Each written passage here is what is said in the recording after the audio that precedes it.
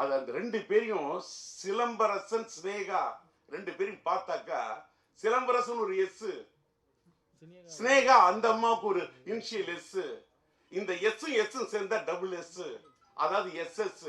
அதாவது நம்ம எஸ்எஸ் சொன்னா ஸ்டெயின்லெஸ் ஸ்டீல்னு சொல்லுவோம்ல, அதுதான் எஸ்எஸ் சொல்லுவோம். அத மாதிரி எவர் கிரீன் ஸ்டெயின்லெஸ் ஸ்டீல் மட்டும் இல்ல, அந்த அது ஒரு stainless steel plus A feel.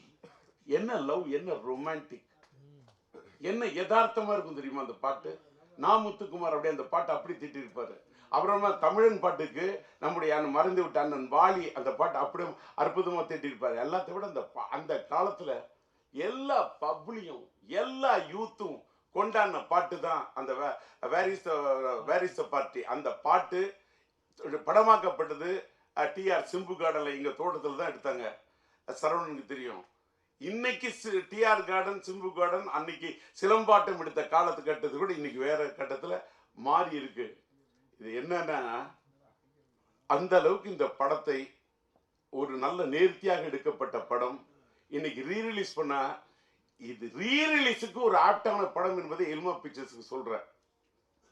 ஏன்னா இன்னைக்கு சமீபத்தில் வந்த படங்கள்ல லவ் ஸ்டோரிஸ் பயங்கரமா ப்ரூவ் பண்ணுது அப்படின்றது ஒத்துக்கிட்டாங்க. அத்தனை படங்கள் வாரணமாயிரமா இருக்கட்டும், நான் உதாரணம் எத்தனையோ சொல்லலாம். என்னுடைய பையனுடைய வாழ்க்கையில என்னையே கீழே தள்ளக்கூடிய அளவுக்கு மனசுல யோசிக்க வச்ச படம் லவ் ஸ்டோரியில. நானே ஒரு தடவை ராகம் கொடுத்தவன், ரயில் பயணங்கள் கொடுத்தவன், கிளிஞ்சல் மியூசிக் பண்ணவன், மைதிலி நினைக்காத எடுத்தவன், உயிருள்ள வருஷம் எடுத்தவன். இன்னைக்கு உயிருள்ள வருஷம் கூட ரீரிலீஸ் பண்றேன். That is different. எத்தனையோ லவ் ஸ்டோரி கொடுத்துருக்கேன், பூக்களை பதிக்காக மியூசிக் பண்ணியிருக்கேன்.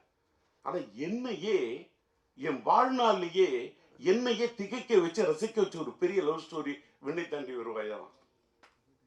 இன்னைக்கு லவ் ஸ்டோரிக்கு இன்னைக்கு இல்ல சார், தீராஜேந்தர் இல்ல, இன்னைக்கு இல்ல. அது கல்யாண பரிசு காலமா இருந்தாலும் சரி, தேவதாஸ் காலமா இருந்தாலும் சரி, வசந்த மாளிகை காலமா இருந்தாலும் சரி, மறைந்து விட்ட மக்கள் திலகம் அவர்களுடைய அன்பேவா காலமானாலும் சரி, லவ் ஸ்டோரி தான்.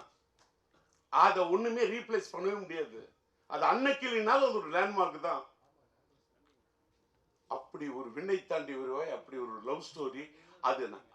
ஆனா ஆக்ஷன் படமும் ரீ ரிலீஸ்ல நிக்குங்கிறத ப்ரூவ் பண்ணது நம்முடைய அல்டிமேட் ஸ்டார் அஜித்தோட மங்காத்தா ரீ ரிலீஸ்யா.